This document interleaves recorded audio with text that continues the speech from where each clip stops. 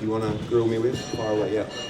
So now with Prince boxing with Prison, now that we got the official move of Ryan coming up to Super Welterweight, what's the ideal fight that you want to get him acclimated into the weight? What do you want to go to? Yeah, it's not official yet, but obviously one of the problems with making the move to fight Teofimo was it is a very strong possibility that Boots could move to 54. So we'll plan that over the next week or so. He'll make the official announcement when the time is right. And if he moves to 54, you know, he wants the big fights. You know, we were asked if we'd be interested to fight Virgil Ortiz August 16th. Boots said yes, but Virgil's not ready to fight in August, so we'll probably fight in August. And I think that's a big fight towards the end of the year as well.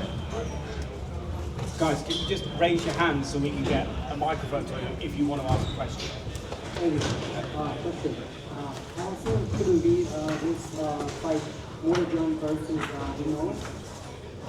Yeah, I'll tell you something. Inoue against MJ is one of the best fights in boxing. And I have to respect Inoue for taking it because the people around him didn't want to take that fight. And I kind of feel like I goaded them enough to take it. And I'm very pleased they took it because I see it as a 50-50 fight. Two best fighters in the division, the best fight in the division. And we're looking forward to being in Japan in September for that fight.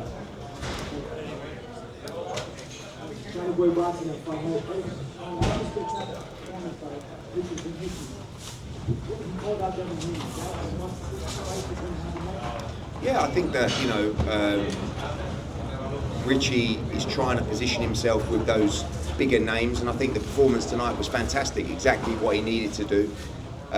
Dominated him and then put his foot on the gas and got him out of there against a brave Kambosas. So, you know, Richie will be looking to land that big fight next, and I think, you know, sooner or later he's going to get it.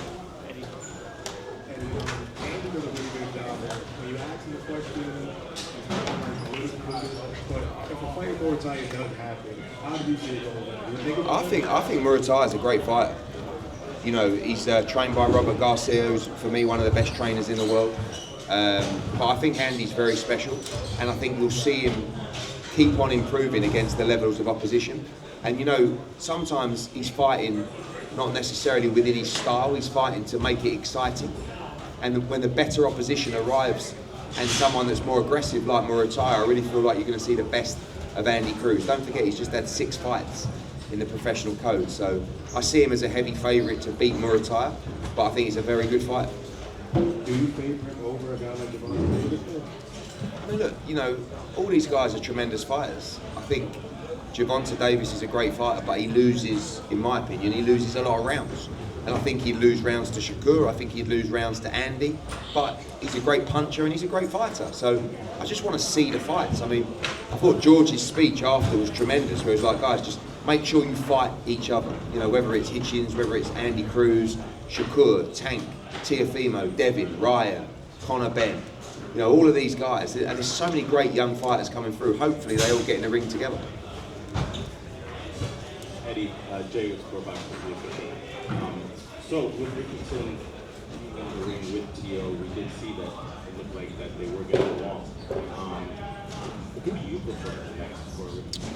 Do you prefer I'm not sure Teofimo will fight Richardson Hitchens. I mean, the numbers that Teofimo wants to fight, the only way that fight can be delivered is through His Excellency, Turki Al-Sheikh. So, you know, there's the dream world and then there's the real world. We're very aware of the real world and what that looks like, and then sometimes you get an unbelievable opportunity to fight on a Riyadh season card or a Ring Magazine card, and that's when His Excellency's making the fights that commercially probably couldn't happen without him, and that's a great example. Without Riyadh season, Hitchens against Teofimo Lopez just doesn't happen because Teofimo Lopez would want much too much money for that fight, and the same for Devin Haney against Richardson Hitchens. So the commercial reality is very different to the Riyadh season reality. So we hope that His Excellency likes a particular fight and these guys get an incredible opportunity to be part of a Ring Magazine or a Riyadh season card. Eddie, George's here. Georgie? Eddie, mate. Guys, great effort from George Kambosas tonight. Over to you guys for questions.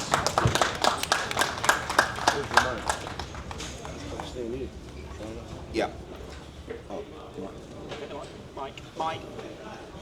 Christian, you have the mic. You need to pass him the mic.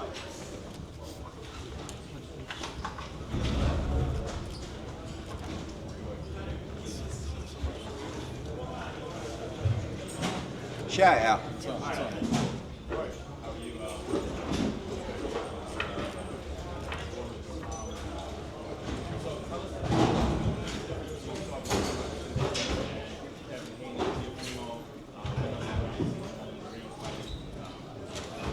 Yeah, look, again, it's an honour to come back to New York, come back to Madison Square Garden, headline another show here. Thank you to Eddie, Matchroom.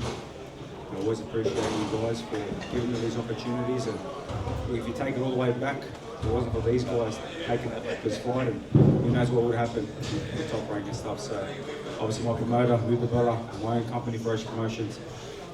I just give it my all, man. And look, it's hard to. I fought them at different stages of my career, so it's hard to gauge.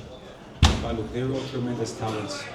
And like I've been saying, I just keep stepping to the best of the best. And, win, lose or draw, I just want to keep fighting the best of the best. So, yeah, look, it's hard. They both have different talents, all of them, and that's why they've got to fight each other. Make it happen, let them fight each other, and look, one of them will win, one of them will lose. Boxing fans, boxing media, promoters, support the winner, support the loser, and move on.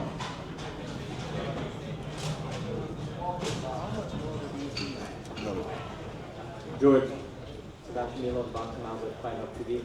You say you want to see all these guys fight each other. Just from a fan's perspective as well, what's the fight that you most want to see? Look, I love the sweet science, I'm such a big fan of the sport. I sit there relentlessly watching every single different fight. And look, the exciting fight is obviously, as we know, Haney Hitchens, Lopez Hitchens, all these guys, Lopez, Devin Haney. You want to see them fight each other. And like I said, it's hard to tell who's going to be better than who, because on that night, anything can happen. On any given night, it can happen. It happened for me a couple of years ago, and unfortunately it wasn't to be tonight, but I really believed in myself. I really had that eye, and it just wasn't meant to be. Sometimes, after a few wars, things just don't go to plan, but it is what it is. Hey George, Vince the writer, watching you 24. I saw you targeting the body a lot during the course of the fight. Exactly what was the strategy going into the fight? Yeah, that was the plan. Body, stabbing that body, stabbing that right hand, the left rib to the body. I didn't fully execute the game plan. I didn't fully execute it. I went a little bit too much head hunting. My lead coach, Anton Kadushin, who unfortunately couldn't be here, as Eddie knows, visa issues, he couldn't be here. But we had a great camp in Montreal, and big respect to Ramon Matthews, the assistant, who jumped up and had a tremendous camp. Russ Amber as well, my father in the corner, my manager. That was the game plan, break the body down, and I knew he was going to be sharp early, and I knew I had to just, a bit like Rocky, just take the shots, and yeah, I knew I might get hurt, and I did in round 3-4 with that body shot. It bloody hurt, but I just dug deep, and then I fired back, and I started having some good success. I kicked him a few times, and busted up his lip, but it wasn't meant to be, and even when I did get put down, I still got up, 9-10, I wanted to go more. That's the warrior I am.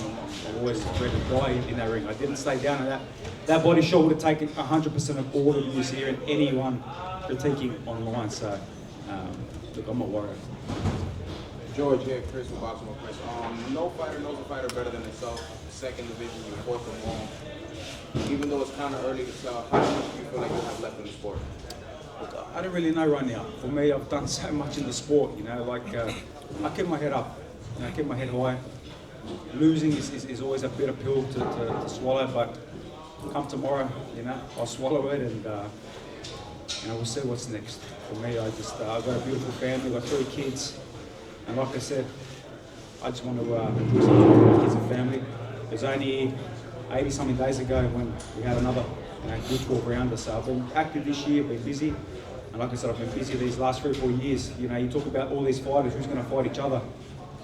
Well, that George Kambosas from Sydney, who never had a fair shake, You know, from nothing, we went over and did it all, man. And like I said, my cabinet's full, my bank account's full, and I've got a loving family. So, what's next? I'm gonna go coach my son's footy team right now. He's only under fives, but you know, that's what I want to do right now. Good. Happy Father's Day, brother. Thank you very much, and yeah, it's my birthday too today. So, thanks Richie for the extra punches. It was more than 32. We wanted that birthday present. Hey Jim, this is Los with Fight Hype. As the father and trainer for George Kambosas, what do you feel, is the future for him now? I mean, look, at the end of the day, we worked so hard in this training camp, and we had the game plan to defeat Hitchens tonight. Obviously, the big moment, he stepped in that ring, and then all of a sudden, George puts himself in position, he gets within range, and then the hands are not really, he's not letting the hands go. We did work on targeting the body. George went a little bit more headhunting. We wanted him to punch between punches and kind of sort of like catch when he was throwing that jab and kind of punch with him. And look, we had the perfect game plan. There's no excuses. At the end of the day, George is a warrior. He's fought some really tough fights, and I just believe, these fighters, they take shots, and then maybe they feel that same shot from the fight before. Maybe sometimes mentally it gets in their head a little bit, thinking, oh shit, I know this shot kind of hurt me last time. It's just hard to know what a fighter goes through. But right now, George doesn't have to think about nothing. The simple thing is, he's going to go away with his family. He's not hurt. He got beat by the better man tonight. And the simple thing is, just going to go and have a holiday. And we're not going to put him in a position if we don't have to, just to keep proving that George has got to keep getting in there. We don't need to do that. I mean, that's something that me and George will have as a personal discussion. And first and foremost, it's about his health. And I just think when these fighters, they just get battle worn. And I think, George has had some big wars, and it just starts to tell from certain shots, and it kind of puts a bit of doubt in his mind moving forward. But we had the plan to execute. We just couldn't execute. I mean, the instructions in the corner were great.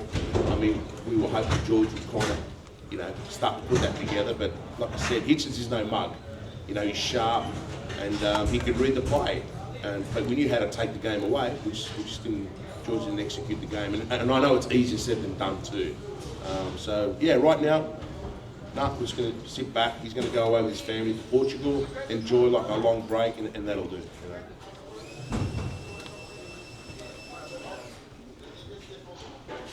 Last one for George, guys, yeah. This is directed to George. For the last 5 years, you fought at the highest level. I'm talking about like murder in the road, tough fight after tough fight. What did fighting at the top level teach you about George Kambosas?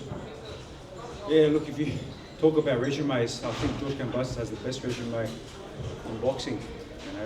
You look at the names I fought: undisputed champions, unified champions, Olympic gold medalists, world champions, division above.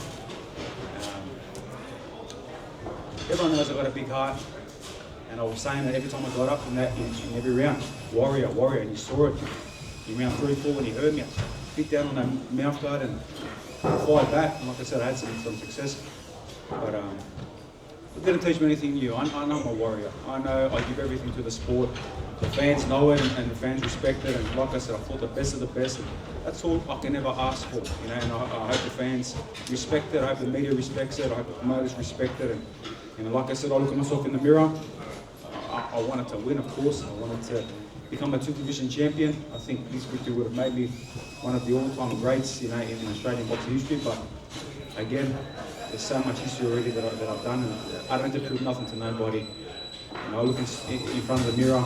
I know who George Kambosas is. I know who the warrior he is, and I'm not ashamed. I keep my head up, my chin up, my head up, my chest out, and live to fight another day. We'll have to wait and see. Talk about that. Yeah. Thanks everyone, and happy birthday, George Kambosas. Happy birthday,